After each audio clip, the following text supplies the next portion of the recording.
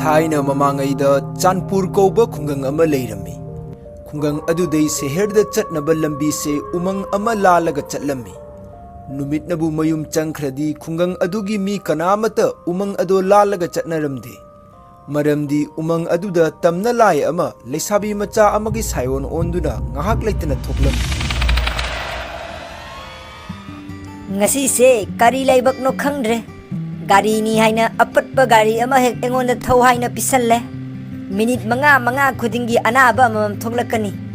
Horen di taingo duna magi apatpa gari se lambi lama khangda yarudre haibase thajaroi. Engonda pangang tangang doi mi se. Ngai khon he. Aibu ithanta pangang tangang bada umang se yosalene. Numichu takhre. Aibu chasira chaloi sira. Chatre amuk taingo duna kharaga thengbasida magi bochon mayam do lonthara ani. Yera kanagi bhutno da gari yauri dabu mana ke dobangam doino. Bimal gari mapuna nganglani khanbada kirasu kina umang ado lalani haina khalle. Tapna umang adugi manung changkhatlaba matungda khanghaudana maninglomdei nupi macha amana kauraklami. Tado bimol. Oh tado bimol. Amta lepu. Haima kanano ne asuk thengkhra ahing sida umang sidai ai mingka asuk phajana kaurei sibu. Masak khangba mi soidana oiramgani amukta yenge. Bimalna gari dagi thoklaktuna yengbada masak matau phajaba leisabi macha ama kap tuna leirami. Bem nangdi asuk thenglaga umang sida nathanta ke dauriba.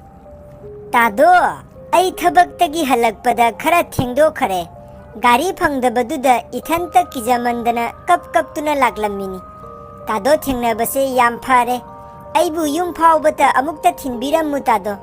Hoi thinbige. Ado mathangdagidi numit tadringaida yum hannaba tauko.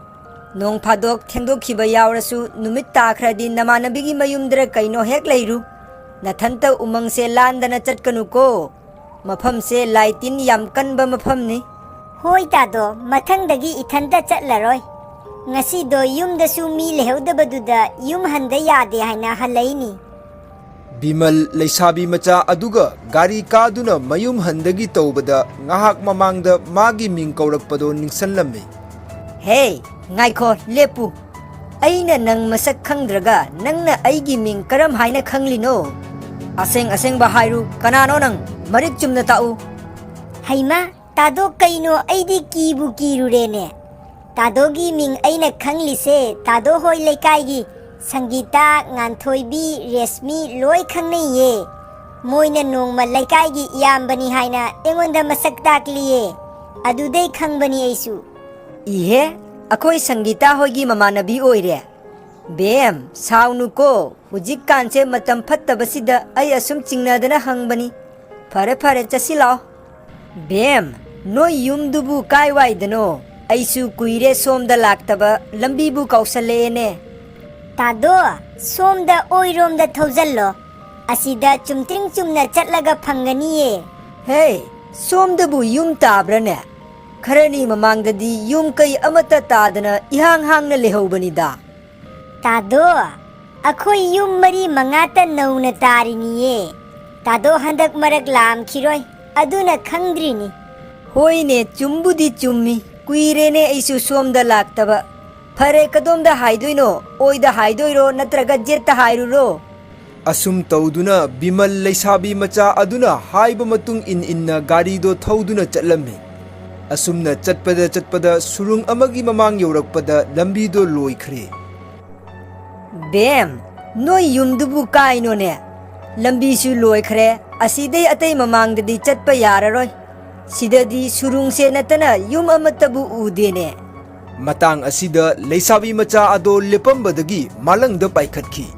Yengbada leisabi macha ado kijaraba tamna lai amagi saktamda laki. Aduga kanna noglakki.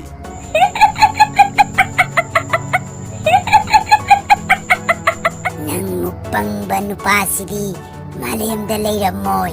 Aina haiba singse nang achumbani haina loina thajarini. Oima, masidi tamna laido oiramene taurise. Aibu migi mateng pangbra haibu kari thoklese.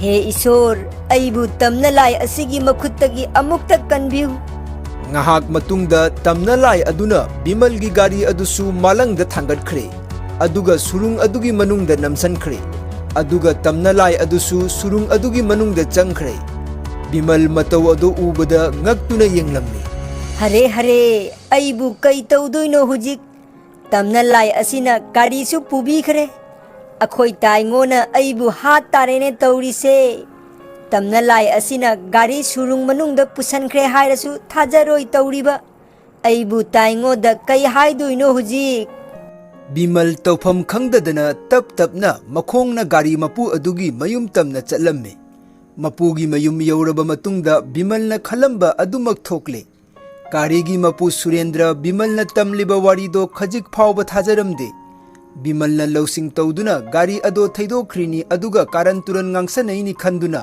सुरेंद्रना बिमलबु थबक्तगी तांथोखरे हुजिकान मी सिंगसे मोंग चाबा मी अमता लैतरे अइना साउनिंगदना लोइना तांथोखरे हुजिकती लैजरिबा गाड़ी से अइना थौबा नतना उपाय लैतरेने अतै मथंग नुमित्तगी सुरेंद्र गाड़ी पुदुना सहरद गाड़ी थौबा चलम्मी महाकना थबक इंखा लोइसल्लगा मयुमदा हलकपा मतमदा बिमलदा थोकिबा थौदोक अदुगुमना चप मानना मांगोंदसु तमना लाई अदो लैसाबी मचा अमगी सायोन ओंदुना कौरकलम्मी इयाम्बा सुरेंद्र ओ इयाम्बो कनानोन है असुक थेंखरा अहिंगसिदा याम नुंसीना का कौरेसिबु अमतदी येंगे सुरेंद्रना लैसाबी मचा अदुगी मनाक चंगबदा लैसाबी मचा अदो बिमलदा तौखिबा तौना सुरेंद्रदसु कारण तुरन ngang सुरेंद्रबु सुरुंग अदुगी मनाक यौना पूरे अदुगा सुरेंद्र की गाड़ी अदो सुरुंग मनुंगदा पुसनखरे अदुगा तमना लाई अदुसु सुरुंग अदुगी मनुंगदा चंगखरे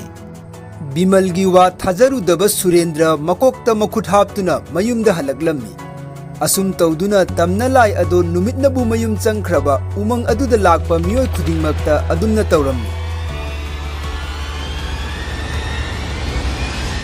बिमोल अइना नंगी वा थाजरुदबदै अइगी लैजरंबा गाड़ी अनिमक तमना लाई अदुना मागी सुरुंग मनुंगदा पुसनखरे हुजिकती नंग ताइंगो मुटलेने तौरिसे करी चाना हिंगदोइनो अइबु बिमोल ताइबुंगो तमना लाई असिना असुमना तौबदै वानरिबसे ताइंगो त नते अखोय पुनमक्सु वारिबनी मतम लैरिङाइदा करीगुंबा अमा तहौद्रबदी खुंगंग असिदा लैरिबा मियोय पुनमक्से वाबा तारे करी तौसी हाइबनो बिमोल करी तौरगा फबा नंग खरा सिल्लो अइदी कोकसे करीम थोक्तरे खंगद्रेने ताइंगो अखोय खुनगी ओजा माइबदुसु मचानुपीगीदा चटखियाय कनागा तानादोइनो खंगद्रे कमाई तौनी अदुदी बिमोल ताइंगो असुमाई तौरसी अखोय खुलगी अहल अदुगा तानारुसी लौसिंग अमदी सोइदना थोलकनी खुन अदुगी मियोय पुनमक अहल अदुगी मयुमदा तानाबा चलम्मी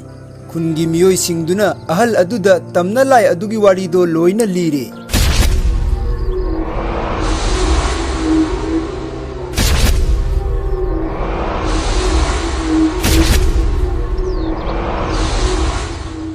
बुधौ अखोइदी नोंगमगी सूरगा तालगा चारिनी थबक्तगी हलकपदा नोंग फादोकसु थेंगदोखिबा यावरी युमदा लाकपगी लंबी से अनीदी सुदमिना उमंग अदो लांदुना लाकपा ताई उमंग अदो लानबदा नुमितनबु मयुम चंगख्रबा तमना लाई अदुना अखोइना पोरकपा पोटसिंगसे माना लोइना मागी सुरुंगदा पुसनखि बुधौ मागी सिदी तिलौ चनमनी अदुदी अमुक लैबा याई अइगिदी गारीनी बुधौ तमना लाई अदुना पुसनख्रिसे अदुसु अमतका नते अनीनी अइदी लोइरे बुधौ अइगी लंथुम हाइबबु गारी अनिदुतनी हुजिकती अदुसु लैत्रबनिना हिंगनिंगाई लंबेन लैसलक्त्रे बुधौ ए तिलौ चनमदो फ्रीदा फंगब्रो अदुबु अमुक लैरसु याय का हाइदो नंगी गाड़ी दुदी अमुक लैबा फंगदे हाइबा वा लैब्रो करीनु नोइना तौनरिदो अखोय असिदा खनबगी लागली नतेने बुधौगा वा तानबा लागलिनी तुमिना लैरु बुधौ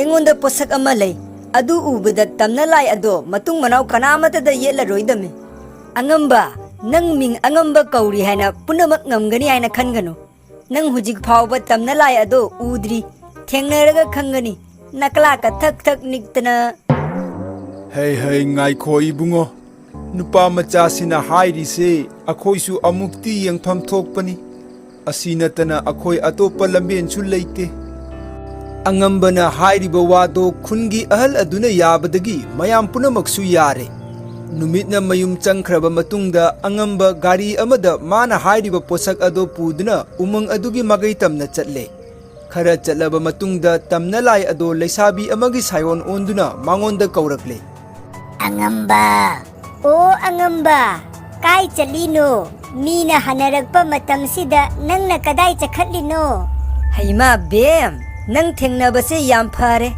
ai nang phangnage haina laini nongonda khudol pot macha amatang pige haina Kari wano ne nangna hairi dubu nangna engonda khudol pot pidoiba